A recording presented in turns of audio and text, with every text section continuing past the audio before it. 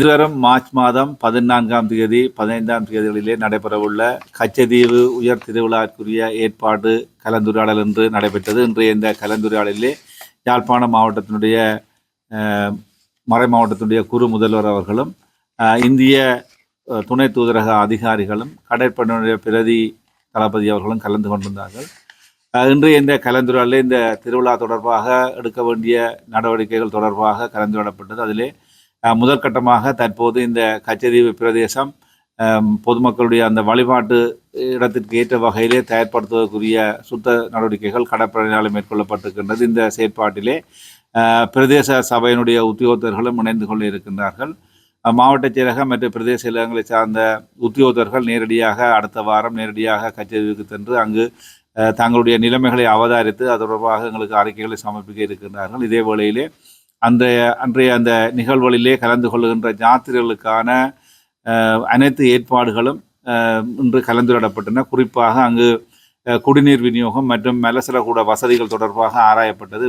இம்முறை இவரிடம் இலங்கையினைச் சேர்ந்த 4000 யாத்திரிகர்களும் இந்தியாவினைச் சேர்ந்த 4000 யாத்திரிகளுமாக 8000 யாத்திரிகர்களும் அதற்கு மேலதிகமாக உத்தியோகத்தர்கள் ஏனைய வகுதியினர் சேர்ந்தவர்கள் 1000 பேருமாக கிட்டத்தட்ட 9000 பேர் இந்த திருவிழாவிலே கலந்து கொள்வார்கள் என எதிர்பார்க்கப்படுகின்றது. ஆகவே இவர்களுக்குரிய தேவைகளை கவனிப்பதற்குரிய ஏற்பாடுகள் தொடர்பான கலந்துரையாடலே இன்று நடைபெற்றிருக்கின்றது.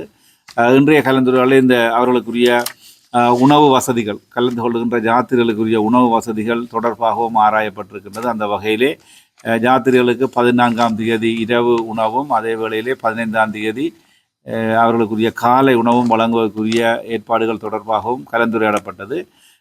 இந்த போக்குவரத்திற்காக இலங்கை போக்குவரத்து சபையினுடைய பஸ் வண்டிகளும் தனியார் பஸ் வண்டிகளும் பயன்படுத்தப்பட இருக்கின்றன.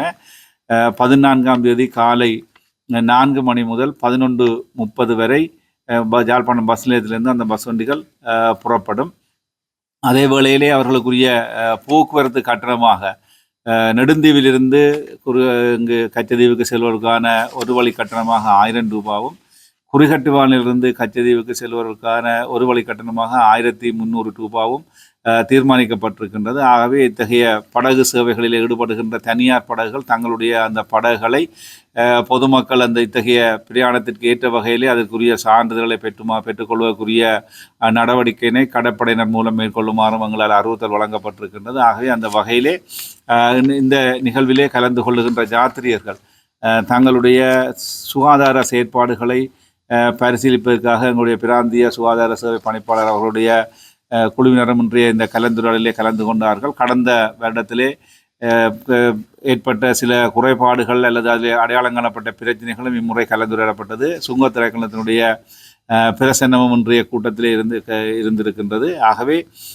இந்தியாவிலிருந்து வருகின்ற பயணிகளை, அதாவது இந்த யாத்திரியர்களை சரியான முறையிலே அவர்களை அந்த நடைமுறைகளுக்கு அமைவாக அவர்களை வரவேற்று அவர்களை இந்த ஆலய தரிசனத்திலே கலந்து கொள்ளக்கூடிய ஏற்பாடுகளும் மேற்கொள்ளப்பட்டிருக்கின்றது.